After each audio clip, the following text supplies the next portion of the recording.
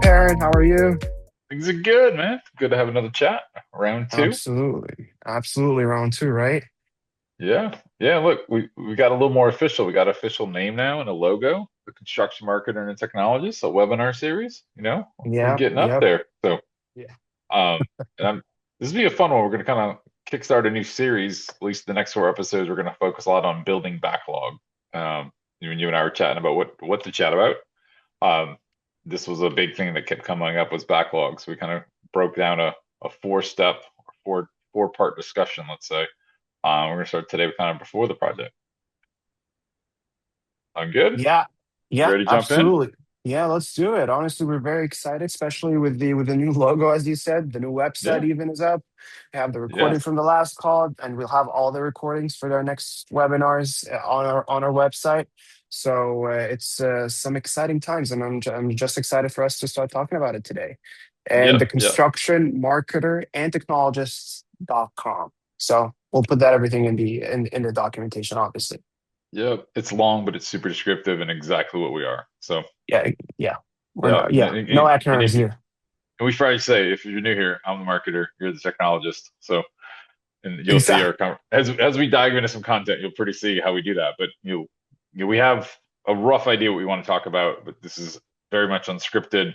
As we get questions from people that are here watching us live, and as we even got some questions beforehand, we'll kind of cover some of those things. But keep kind of refining this. Yeah, the big thing is this is not a scripted or rehearsed thing.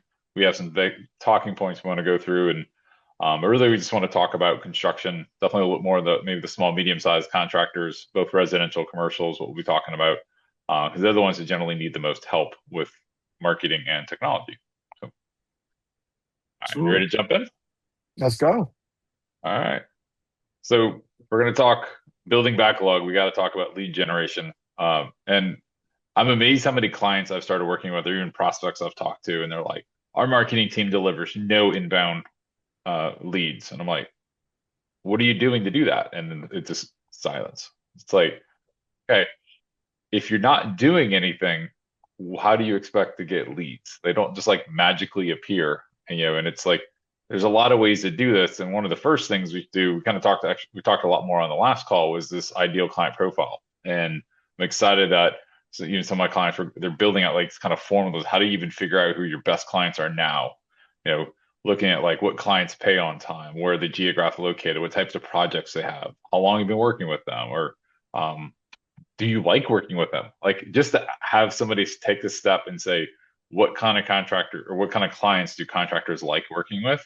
Because then you want to clone them. And that's one of the biggest steps that we talked a lot about in episode one was this idea of building out this ideal client profile. Not we can make that work client profile, this idea of ideal. And then once we establish that, we can reverse engineer, okay, where are those people? And that's where like digital marketing can be really cool because we can go find where these audiences are. So, if you're big in the, healthcare, okay, are we talking hospitals? Are we talking medical office buildings, surgical centers? Okay, once we kind of dig into that, okay, if you like to talk to people that manage medical office building, that's a very specific or office managers of doctors' offices. Okay, there's places that those people are at. There's associations, there's conferences, there's webinars, there's things like that. So let's go there. Let's sponsor there, not try to put our ads everywhere. And what's cool is, if we they have a conference, you can do things like geofence. We put like a virtual perimeter around them and just advertise to them either there, or you can capture that audience and advertise to them afterwards. Kind of the proverbial shooting fish in a barrel mentality. But we got to know where the barrels are to even go to aim. So that's kind of the fun stuff. And I know, you and I've kind of had some conversation with digital marketing, even just to promote our own webinar, like some simple things of like boosting LinkedIn posts or just being present. That's one reason we built the website. So people have this kind of like central place to find us because we're coming at this from two different people and two different companies as a joint effort. To have that website gives us that common place that people know where to go look. And and, So and I think and I think a big part of the intentionality behind even what we're doing here with our series is really yeah, identifying who are we talking to, like the construction marketer and a technologist or plus a yeah, technologist, right? So it's yeah, pretty clear cut. We know who we're talking to. We know what we want to talk about, and we know who we want in the room. And I think that that Yeah. intentionality is heavily built in what you were talking about right now, and I think everyone should be doing. Yeah, and as we kind of go through, kind of walk through these different ways to do lead generation, none of them are perfect. None of them are like work for everyone, and you probably really can't do all of them unless you're a really big contractor. But you need to be doing something is really kind of what I want to start off with. And once you know who your ideal client is, okay, let's figure out what works for them. If you're skewing towards older decision makers, maybe some of the digital marketing tactics don't work as well. You want to do more traditional marketing, like or if you have a big coverage area, especially a residential contractor, and you cover the entire city or a region, we usually get a lot more bang for our buck on traditional advertising because we can do things like billboards and TV and radio and newspapers. Versus if you're a commercial contractor, you don't need 99.9% of that audience to see your ad. So that billboard really is kind of a waste unless you're actually recruiting. And then that billboard can be really impactful for recruiting and keeping that your name recognition up. Yeah, And things like thought leadership, like doing what we're doing, have a webinar series, be a guest on podcast, or just starting a blog, just getting those thoughts out. It's actually, if I've been learning more and more as I've been digging into the more as I have a podcast with my business partner at Alt CMO. I do a weekly blog. I'm on LinkedIn. One of the things I've really found is the time I take to articulate and write a blog helps me better articulate what I'm going to say to clients, what I'm going to say to prospects, and just people in my network. And it kind of makes me think through some of the things that I'm saying. So um, it definitely is there initially started because we needed content for search and optimization, SEO, and now AI search and stuff like that. But it's amazing to me, kind of the soft side of it, though. It helps me just get a better messaging, understand how I want to say things, and when I just flesh out that idea. So I'm not trying to do that live on a call with prospect. yeah, yeah, So, absolutely, so, absolutely. and And yeah, you do some of this as well, right? I mean, yeah, honestly, like even the intentionality behind what is your upcoming effort, like we have yeah, a webinar that is online. Oh, so we need to market in these specific places. Oh, you have a yeah, conference that is physical.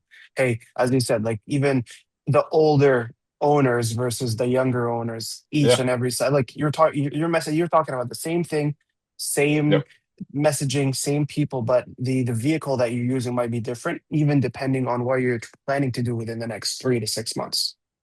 correct.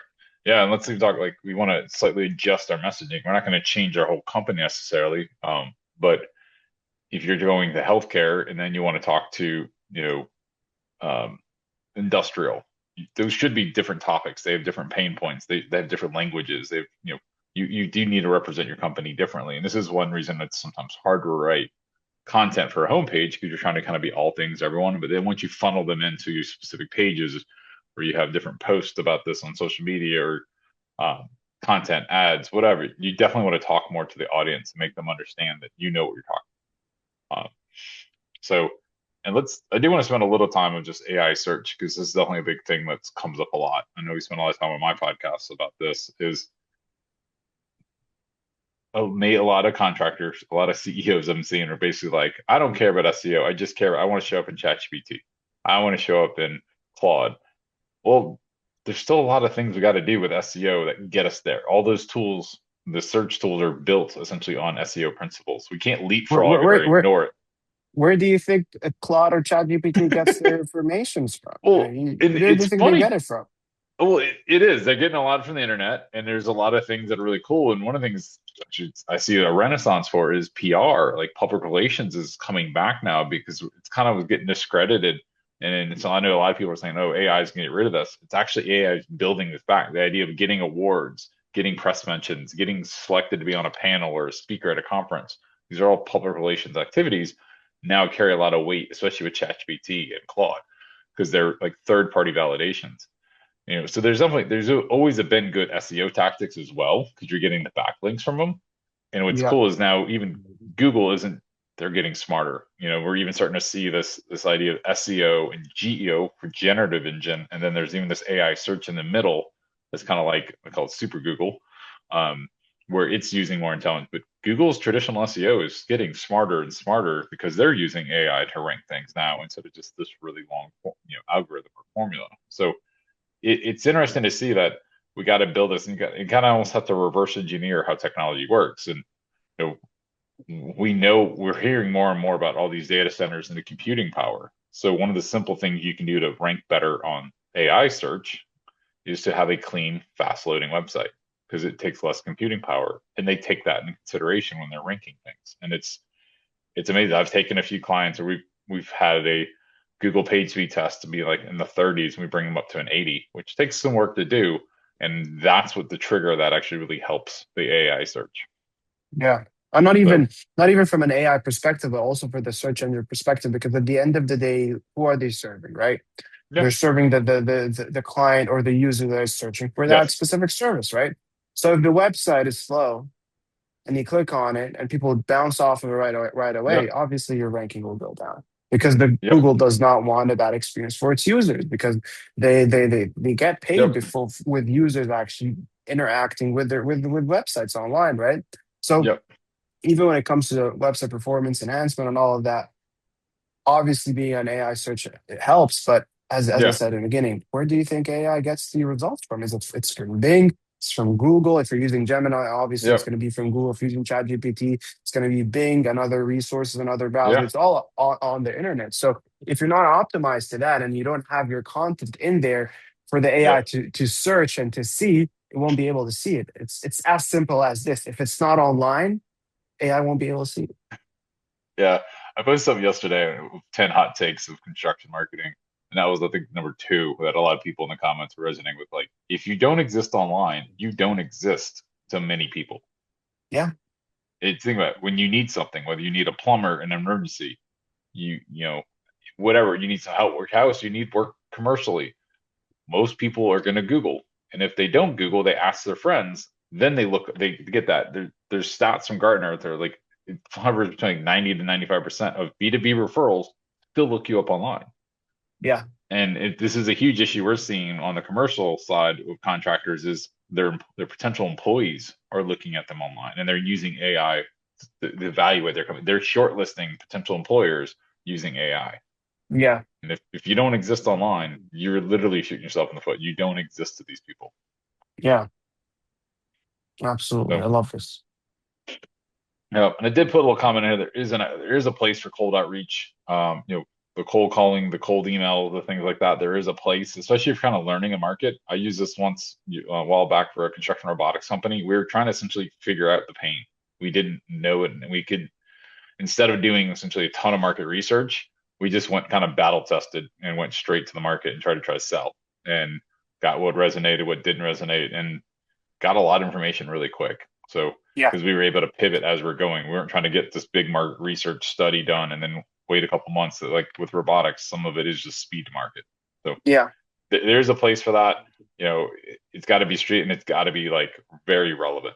If I get a yeah. message for, Intentional. you know, yes, if somebody's trying to help fractional CMOs, I'm a little more. If somebody's trying to help construction marketing agencies, I'm more relevant. If you just send me something, hey, we help business professionals with financing, no, I'm not going to respond on that. Yeah, So that's the big thing. If you do any cold outreach, it's got to be super relevant, or you be even better, be very unique. I love the idea of lumpy mail where you send somebody something that's literally lumpy. It's not a fold, it's not a letter, it's not a postcard, it's a box, it's a package that literally's got a giant lump in it. People will open it, and that's your introduction. Yes, it takes more time. Yes, it costs a little bit more, but you're not trying to send 1,000 of these out. You may be sending 10. And if you send yeah, 10, 10 hard hats in the mail to somebody, you're going to get a lot more attention than sending 1,000 emails. yeah. Oh no, So, I agree with you. And hey, to yep. the construction companies that get some cold emails from us to join this webinar, please do. It's a good Where's time, I think we might be preaching to the choir then. So, but right? yes, tell your friends. Tell your friends. Tell your All friends right. exactly. So we'll jump over and let you take the lead on this next one on quoting and estimating. Absolutely. As we said in the beginning, we're trying to build our backlog here, right? Yeah. We'll do everything that Perryn mentioned right now. Let's say, hey, we have Perryn on. He's awesome. His team is awesome. We are able to build a huge pipeline of inquiries from residential homeowners, commercial Yeah. projects that are coming along, and everything is coming along. How are we processing it internally? That's the most important thing. What Well, happens? What happens? you know what kills a lot of marketing plans? Of The course. the owner all of a sudden gets cold feet and is like, "Oh shit, we can't handle that many leads." Of That course. happens all the time. And It's affects kind of reputation crazy. even. And affects Yes. reputation, affects recurring business, it affects future business because Yeah. right now, if I'm building a home right now or building a commercial project, if you did a good job on this project, you'll be on the next one for sure. Yeah. You're the first one I'm calling. But if I inquire to you about a job that I will pay you money to do, and you did not respond to me with a quote or an estimate fast enough or didn't even respond to me, I'm not calling you back again. I, And if someone I referred you to me, I'm not calling you back again. there, I'm not. there there's kind of two things. It's kind of weird in residential, but in this particular residential is like speed to delivery on that quote is a huge. I know we're going to talk a little bit more. I know you're going to talk about that a little bit more. Um, but it's just like the pure follow up. Like, Yeah. I mean, I think everyone who's ever got something an estimate on a house, you say over wants three estimates. You almost need to get 7 to 10 to get the three because so many people just kind of walk away. And some of it is because they're not doing their ideal client profile. They're not, they're not saying they kind of get in and saying, "Oh, I don't really want to do this project." They should have done that instead of wasting their time to come to my house and quote that. And so it's just they don't have the efficiencies. They don't have the tools. Like I had a job quoted a couple years ago, and guy broke out a freaking notebook and paper and pen and handed me a quote. Like he's like here, and he circled it and handed it to me. I'm like, what do you want me to do with this? He's like, well, that's your price. I'm like, so if I say yes, you're going to know what a pricing was? You'll tell me. I'm like, so I call you in a week, you're going to remember this price? Like it just, versus another guy, like an hour later, came through and he did his quote, took his pictures, sent me this PDF proposal with, on the spot. Yeah, Yeah. he was higher, but guess who I had my trust in? I trusted the Yeah. guy that had an iPad and was professional and gave me a professional quote versus a guy who ripped a page out of his notebook with a price circled. And And you know what? What's the bigger issue is here? That they have to go back to their office, sit there for a week, and then send you that quote 2 weeks from yeah, 2 weeks after. yeah. That would be the bigger issue there. At Oh, least that guy with the notebook gave you something, he did. He was better than some of the other people that didn't show up or didn't give me anything. I don't right? want to call you to hound you to give you money. Like kind of to me, first rule of business, don't make it hard to give you money. Exactly. Yeah, there's some famous marketing books about that, about like early in the internet days, one of the biggest issues why companies failed in the dot-com bust of the 90s was people hid the like shopping cart. You couldn't check out. Like it sounds so simple now because we've grown up with e-commerce and we all, it's matured so much. But like back then, there was no standard essentially of the carts in the top right corner. It was just all Yeah. over. People were hiding them essentially, not knowing it because they knew where it was. Feel like, oh, they'd fill up their cart and then couldn't find a way out. So, Couldn't you find a know, way out. going back here, you can't get new business if you don't give people a quote. It's as simple as that. It It, really is. So, it has, but and I'll please, say, I mean, let's kind of go the unit a step further. Like, if you do grow some, if we got some people probably on this call and they're listening to this recording, like they might have multiple estimators and sales. We've moved past the owner doing everything. Well, then how do you standardize that? How do you, and I know that's something you and I have talked about kind of offline as well. Like, if you got three people doing estimating, how do you know the estimates are accurate? how do you know they're accurate? How do you know if after one of these guys goes away or they had to leave or they retired, how Yeah, do you know that the person coming in will be able to catch up fast enough? Because let's be honest, each and every construction company out there, contractor out there, they do it a little bit differently, right? yeah, Everyone is very unique. Hey, we talk to clients that are in the same industry, same problem, same thing, but they have completely different systems than each other. yeah, It's just business. It's what makes you special as the business. It's you. And yeah. there's nothing that is cookie cutter out there. That's why we see a lot of those businesses using standardized off-shelf solutions for quoting and estimating, but they're not using it.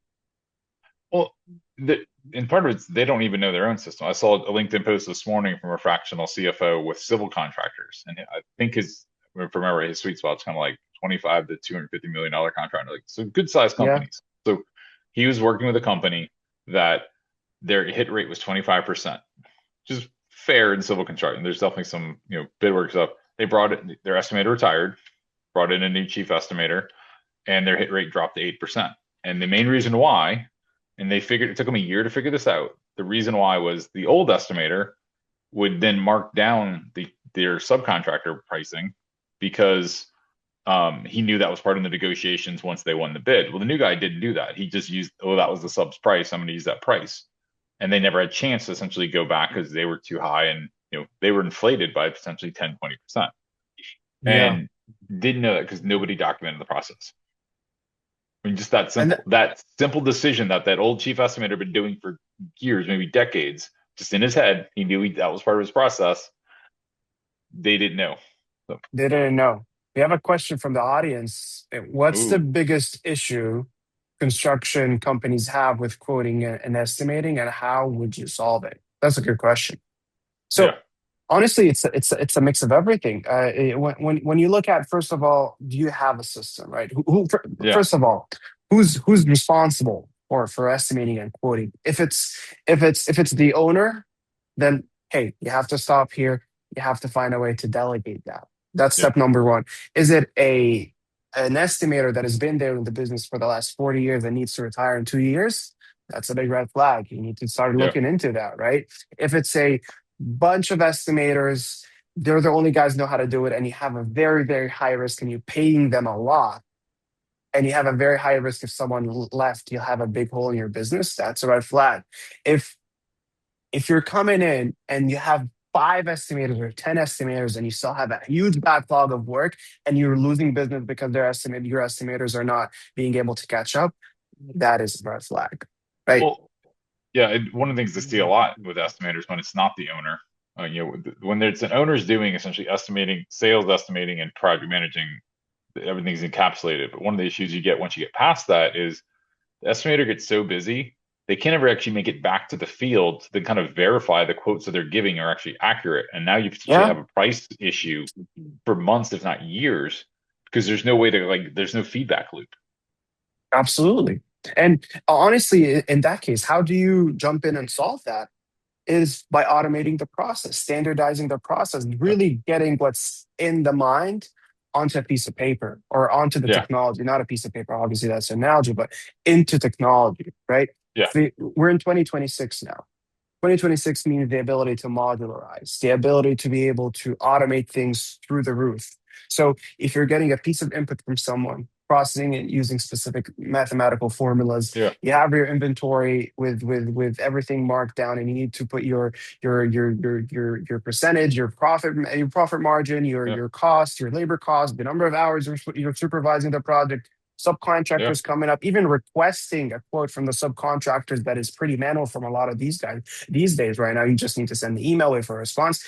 Everything should be automated in here because you see, this is from our perspective, automating quoting for contractors has one of the highest business impact scores that we've ever seen across the business. Obviously, we start at quoting when it comes to automation, then we go into field and operational automating. yeah, But when it comes to quoting, it has an instant impact on the business that surpasses yeah, hundreds of thousands of dollars, depending on the scale.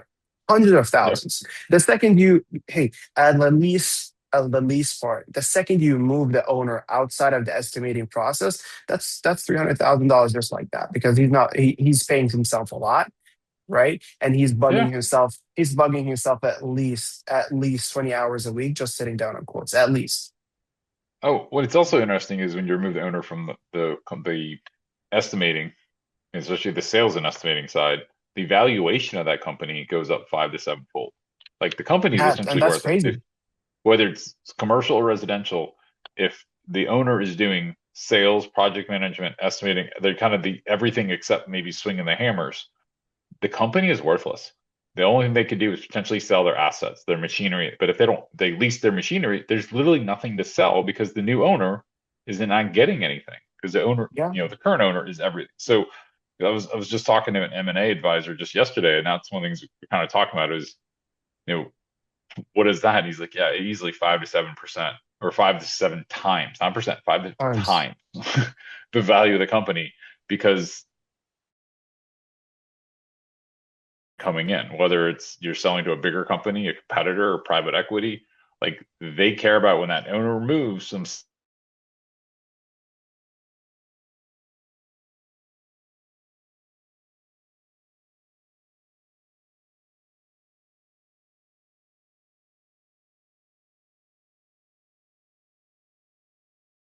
Otherwise, you can work 40, 50 years and have nothing to sell at the end. You've lived a good life. It's a lifestyle business at that point.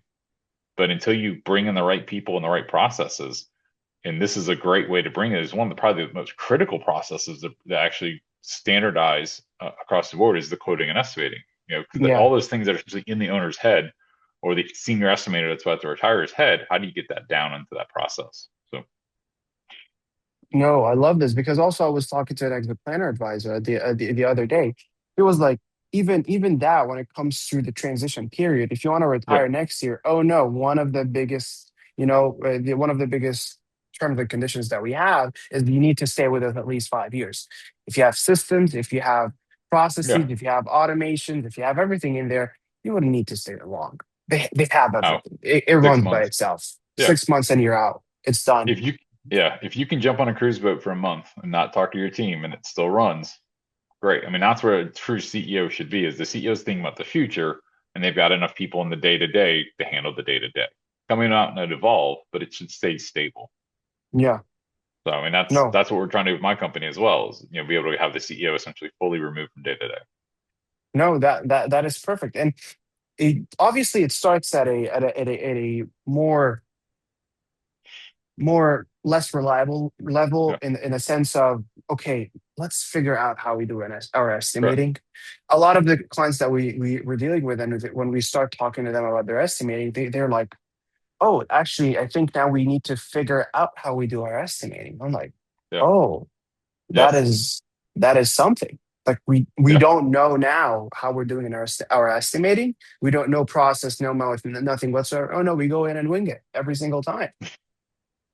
And how much time have they wasted over years essentially winging it or Years. figuring out the same information? And I mean, one of the things I've even talked to a commercial contractor I work with, they said they were loving AI just for like counting pieces. Like just they would throw a document, set of plans into this thing, and it would just say, "Oh, we need this many screws." He's like, "Because I used to have to figure that out. Literally have to figure out how Wow. many cases of screws they needed for this building because somebody has to account for that." He's like, "We've always had formulas to do it, and we've had ways to round it and ballpark it, but like now I can tell how much exact amount of screws we need." And even there's obviously faulty screws, and there's some ones that they drop or lose. Like they figured that part out, but like that's a huge advantage of using a technology, is we're not trying to manually do that. We're not I mean, even anymore. on any of your quoting system, I assume you can bring in like real time material pricing too. Oh yeah, absolutely, absolutely. Right now, when we're where are we at right now in Yeah, 2026? A big part, especially for the commercial side of the project, they have APIs and they basically yeah, broadcast the pricing online that we can pick up on those broadcasts and yeah, everything dynamic. Oh, I need X amount of lumbar or whatever, and it just yeah, automatically does the math for them, right? And yeah. that is within the estimating process because it's not obviously only material costs; it's everything. Correct. It's labor, it's material Yeah, costs, it's the profit margins, it's the math that is happening in there. All of those things are accounted for. And that's what happens once you figure out your estimating problem. And that's for people that do have their estimating process known, at least. yeah, There is a process to it. No, it's time now for you to get off of the Excel sheets, off of the pen and paper, and actually automate that with the systems that were built when it comes to the yeah, marketing side at the beginning. Leads coming in, a quick inquiry from them, getting all the information that you need automatically from the marketing side, that being yeah, inputted into our internal systems with the quoting. Where again, also, technology, you don't most probably you wouldn't need three estimators now. You would only yeah, need one. And that yeah, one will be able to handle all the estimates from the other three estimators and more. So increased revenue opportunities, a lot of those things. Everything is estimated together and is being filled together and automatically being transitioned into the pipeline. yeah. And you don't need a senior estimator with 20 years experience. You could probably go on a No, couple years experience or pull somebody from no. the field that knows how to build. Now they can estimate. So yeah, the learning curve is reduced. And I do want to hit on that one bullet of speed to delivery. We talked about this in the last time we chatted. I think the stat was what, 71% that people Yep, pick the first bid on a residential yep, bids. So like imagine if you can get your bids essentially same day and all your yeah. competitors are taking. Counter Yeah, closes. The ability to give the guys on the field access to the system through a tablet, All they Yeah. need to do is just do their round, put it on their tablet, they click a button. PDF comes up, everything comes up, and it's ready to sign on on the Yeah. counter right there, It right now. correct. And now you're not doing a three-step close. You got to meet with them, do the walkthrough. Then you have to go create the proposal, walk them through the proposal, and now you got to schedule time to meet with them again. Yeah, you can do all that day one. Because most homeowners, they have a thought. Like I remember an old CEO I worked with, he's like, I know what I want to pay, and if it's within this range, I'll pull the trigger right then and there. Because I already Yeah. know going in what I think it's worth. And if it's a big shock, okay, then I'll hold up and do more research, whatever. He's like, I know what it is. And if I like the person, they're professional. Like we were talking about this. So, all right. Why don't we move on? I know we've got a couple more topics we want to jump through, right? Yeah, absolutely. We could talk about this all day Oh, I know. long, honestly. I I Honestly. think this is going to come back a lot, even as we go through the project. I know we're talking pre-project right now, but estimating is going to keep coming because it's such a crux of everything we're talking about. So, Everything. like even this, like lead handling, um, it's one of the biggest reasons why people lose business is they don't follow up on the leads they get. Yeah. One of the biggest reasons Yeah. I struggle getting a return on investment on marketing spend is because no one's tracking things. And it's these CRMs are generally a nightmare. And we're not getting these estimates out. And this is like, guys, there's so many other factors. Just so we get the lead to the door doesn't mean that like my business partner had a client that they launched a new website. They've been doing a lot of prep work and stuff like that. They launched this website in the first week. They got like 100 job applicants and 10 leads. Like it was just one of these crazy stories. Nobody Yeah. was checking it. You know why they weren't checking it? Because their old website didn't get anything. They just Wow. surged all that without advertising. They had a huge surge and it picked up a lot of things. Part of it, we kind of unblocked a few things on the SEO side leading into that, and they can sustain it. And then every once in a while, somebody go on vacation, they'd come back, and like nobody was checking the lead, nobody was checking the applicants coming in, and their focus was actually much more applicants. And he's like, guys, you have to like train yourself. You have to fix these processes to follow up on this. Like we have to follow it. Like if you there's even stats in B2B. If you're um the 70% comes up again. If you pick up the phone in the first hour and respond in the first hour, you have a 70% more chance to win the business versus people that wait hours Yeah. that make the follow up wait days. Like if I go to your website and fill in, hey, I want to have you you come out of my house. I want you to come out of my business. I want to talk about building, and you spend 30 days to contact me. I've moved on. Oh no, I already started on the project. I'm not waiting for you. No one is waiting 100%. for you. Look, look, and that's one reason why Calendly and those kind of meeting links were so popular because then I could at least book a time that convenient me. But like the fact if I'm submitting a web form to you now, you know, I shouldn't be waiting for a human to respond. I, Everything should be automated. it should be. But even if it's not, even you do have the human response. Like unless I'm doing it at like middle of the night, because that's convenient to me, and I'm saying contact me in the morning. Like, but if imagine like if I'm on your website and I submit a form, I'm probably available right now. Like it's Exactly. there's also just some of that fact I cannot play telephone tag if I just respond. But the stats are out there and it's a B2B stat, which is really interesting. And in consumers, it's even more. Like just picking up the Even phone is more. huge. Yeah, and now I've got a few clients that we're looking at actually getting some like AI agents to pick up phones just to help with the lead volume, to help that make sure there's somebody available. Because the person that normally picks the phone goes on a lunch break, takes a week off, whatever. You just is already on the phone. How do you handle Yeah. those leads? And it does, people don't schedule their time to call you. They all call it once, and it's something I learned when I worked in IT. And you're going to get 100 phone calls in 1 hour and nothing for the next seven. Like it's just the way that it is. So yeah, this is the big thing is how you get the leads in, how do you track it? And again, it's a process. One of the first things I do with clients is we define that ideal client profile, but then we figure how does a proposal get out the door? What are the steps from marketing, the sales to, account manager, whatever the terms they've got. But how do we get a proposal out the door? It's amazing sometimes of how difficult that is, and nobody really knows. And it's hilarious. Like, Yeah. it's actually it's sad, I should say. Um, but even just there should be a qualification thing as well. Like I'm kind of to you, some of the reasons we get ghosted by contractors, especially on the residential side, is because they don't want to do the job. Well, Oh yeah. if they would ask a couple of questions on the front end, they would have saved a trip out to a house or to a business, whatever, I'll tell you stuff like this. that. We worked with a stoneworks contractor. They only worked with high-end homes, right? And the thing that the owner came Yeah. and told me as we started is I don't want to be working with people that want a Ferrari and have a budget for a Camry. That's Yes. exactly what he told me, right? And Yeah. that's a valid thing because it goes back to the ICP, who's your ideal client profile. So if you're wasting your time with the client that you're not looking to have to do business with, Yeah. that's just taken out of the other side of the story.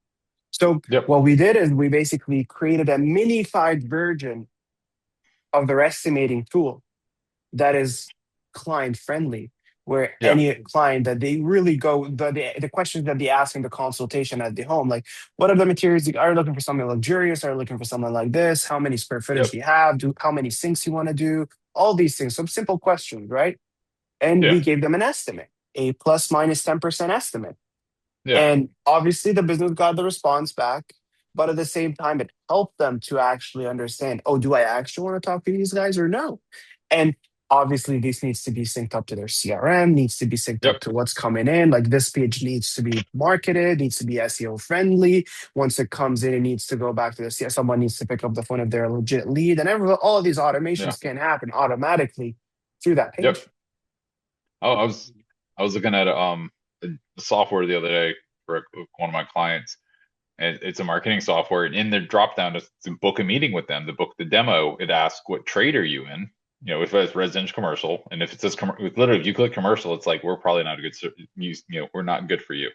And then you pick a trade, and it ranks highly effective, moderately effective, not effective at all. Like it was just like they're qualifying people on the front end, and that made me Yeah, more excited to talk to them because they know who they work with and they know who they don't. And yeah, I mean, even last night, driving around town with my kids and then in the back seat, and they see a big billboard at the home builder, and it said home starting at $1 million. My girls are like, you know, they know I'm a construction marketer, and they're like, why would you do that? Why would you want to scare people away? $1 million is a lot of money. I'm glad they understand $1 million for a house is a lot of that's money. good. That's good. Yeah, the train did something right, at least on that. And I'm like, no, it is. But imagine they don't want people calling them if they only have $200,000 to spend, or Yeah. you know, what half million, like a $500,000 home in my area is still a nice home. But like this builder only wants $1 million homes and up. Like, I love the positioning of it. And the picture on the billboard is a massive house that looks gorgeous, um, so it's a positioning. So yeah, he might be limiting. He might only get 10 calls a month now because he's got that He's getting tag the that right says, 10 calls. but he's gonna get the right 10 that are essentially pre-qualifying themselves versus same billboard. I think I've seen at least 3 billboards in town just this month and some Yeah. digital ones. So, okay, he might, if he didn't have that, he could easily get 100 calls. And this is why quantifying leads sometimes is very hard. Would you rather 100 calls that are random qualifications or 10 that are qualified? Yeah. Yeah, you want the 10 qualified. And the other thing you're kind of telling the market is like, if I'm a high end, roofing contractor, like you're also kind of introducing yourselves to them. Like, I only want to work with you. So they might not even get leads, or they can get other people in their network that focus on those high end homes. So Yeah. big things, we know in commercial there's a term called go no go, which is a spreadsheet or some type of formula that we go through and pick, do we want to bid these kind of projects? Really Yeah. pushing a lot more people to do that, and even we call the ideal client profile the go no go, and do we pursue that client? But that's something I wish we saw more in residential, the go no go of like, is this the kind of project we do? If I'm a stone builder, do I want to go build a wooden fence? No. But do Yeah. you know how many would take that call? Most. Yeah. It's A lot of them. crazy. So, all right, we'll move on. So I think we've hammered that one enough for what it is. So, and this is a big part. I know what you got to deal with is all the integrations. I see it a lot on the marketing side as well, but you do way more of this. How do you get things to talk to each other? And honestly, it comes back again to how are things flowing from the beginning of our call. Yeah, Optimizing your lead front, at the front end of the business, coming into the core of your business, which is the estimating side, right? You'll go into what happens when you win the lead. Does someone need to sit down, have a piece of paper in their hand, write down yeah, everything they need to, then scan it, send it to the other office that is next to them for them to sign it, scan it again, send it to the other guy, then they send it to the actual project manager on the floor. yeah, Then he has to go print the paper before he goes home and does all of these things. So when he goes to the site, everything is there. Everything needs to talk to each other. yes. Oh, and Everything needs to talk to each other. And yes, and it's it's just, accessible now. and it's one of the biggest costs I see in construction is just we're copying pasting from one tool to another. We're taking something from one tool, running it through a calculator or through a separate spreadsheet, and then putting it into another one. And it's like, why is our project manager? It's like, why does a WIP, a work in progress schedule, take days to complete? Like, Yeah, there's tools out there we can do some of that stuff pretty much instantaneously. They might need a few checkpoints on the way. You want to verify things, or you're waiting on. But yeah, I mean, I'm amazed. I do work with a construction management software for SMB contractors, and one of their core functionalities was digital time clocks. And I'm like, yeah, that's still a big need. And they're like, well, there's other tools that will plug into that, and you can plug into the big boy. But there's still a lot of contractors out there doing paper time cards, which then have to get manually processed. And then like the amount of waste that essentially happens. Spend the time on auditing the timesheets, not typing in the timesheets. Like just yeah, something that simple. And then that's how you lose a lot of the work changes is, okay, is this part of the project or is this a work change order? And it's if you just make all that digital and it's all built in the front end, and then that talks to the accounting systems and all that stuff. And this is where, to me, the next evolution of the internet has been going is how do we have all these systems talk to each yeah. Because at the end of the day, you have the marketing tools at the front end. They move into the estimating. They move into the CRM. They move into the estimating. Project is one. They go into the project management software. Then they go into the time tracking software. Then they go into the vendor software. Then they go into the inventory that is coming in. Are other? we coming at all of this? Like even we had a client, or we have a client right now. One of their biggest issues where their inventory came right, and someone they had an Excel sheet and they track everything through that Excel sheet. Every single thing. Like they had to open up that Excel sheet, and when something moved, just leaves out, they had to go to the Excel sheet, delete Yep. that row, copy it and paste it into another Excel sheet as well. That those are out and just type in all the information. What's the SKU? What's the PO order? What's the type of job?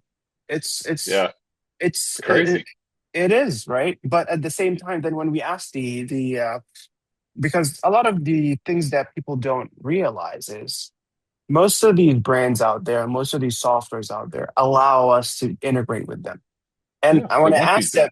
that when we asked, it's like, oh, we had this API endpoint that has been there forever, but no one knows how to use it. No one is ever connected with. But Yeah. technically, you just need to call it, and we'll have all your order information in there. You just need to Yeah. take it. So we Yep. kind of figure out as we went is like, oh, there's an API with everything that is needs to be done in the inventory. So we went from managing copying the PO order every single time and looking at every PO order, right? PO Yeah. number, to not even worrying about anything. Yeah. It's No, just coming. and the accuracy is there, the oversight. Now you spend your time overseeing and digging into why there's a problem, not just putting it like that's one of the biggest things is let's not find out what happened last week. Let's know what's coming up this week. And a lot of these businesses are so good in auditing what they're doing, in tracking what they're doing, and not making any mistakes. But imagine, and kudos to them, but imagine the amount of effort that is implemented and is Right. being done to make sure that happens and they run smoothly.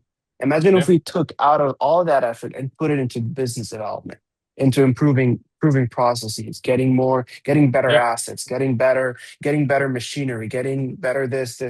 We'll have a lot of time back because we don't need to do it anymore. So Well, when it comes to yeah. integration, it's crucial.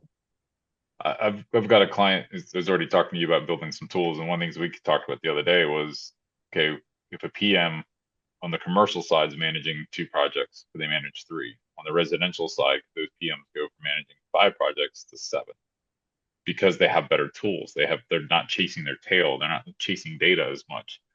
And the question is actually, I think we could even go more, or keep them where they're at and just provide even a better relationship, better quality to the clients that they're having. They don't necessarily need to do that, but it's just why are they spending so much time essentially just dealing with paperwork? So that's a big thing. I mean, and even if not just the integrations, to me, I know one of the things you also do is just dashboards. You integrate all the things into a central dashboard for the leadership team to see what's going on with the business because they Where's are the bird? reviewing. Where's the bird's eye view? Where is Yes. it? You know, how long it took us to process this? How long it took us for us to win it? Even when it comes to the marketing side, from lead to actual win. How long does what's the average time? Yeah. Right? What is the average time for us to finish this task? When was this task finished? Did we finish that task? Do we have all of our tasks on track? Is there something that as a business owner, as a CEO, there's a red flag that I need to see? So if everything is structured and optimized and there's a process to it, if everything is automated and you have software for it, and Yeah. if everything is integrated, then the ability to be able to actually implement those dashboards, first of all, it's feasible. You can actually do it because if you're Yeah. disconnected, it's not feasible. It's just not possible, right? And at the same time, the ability to start even using more advanced AI, right? Yeah. That actually exposing AI models to your data to be able to raise red flags, come up with recommendations, interact with your business's data when we're seeing it every single day. And as you said, it's not only about for the sake of optimizing, it's about the sake of enhancing the actual power for a human being. Instead of processing four sites at the same time, they Yeah. can process 10 right now with the time that they have with less And money, because beforehand you had to hire two for that. You need to hire one now. yeah, and sometimes it's not necessarily you're trying to cut overhead and head count. You can't hire that other PM, Hire and them you're and process 20. correct. Or as you talked earlier, you've got a client that's moving from three estimators to one. You know, one of the hardest jobs to hire in construction is estimating.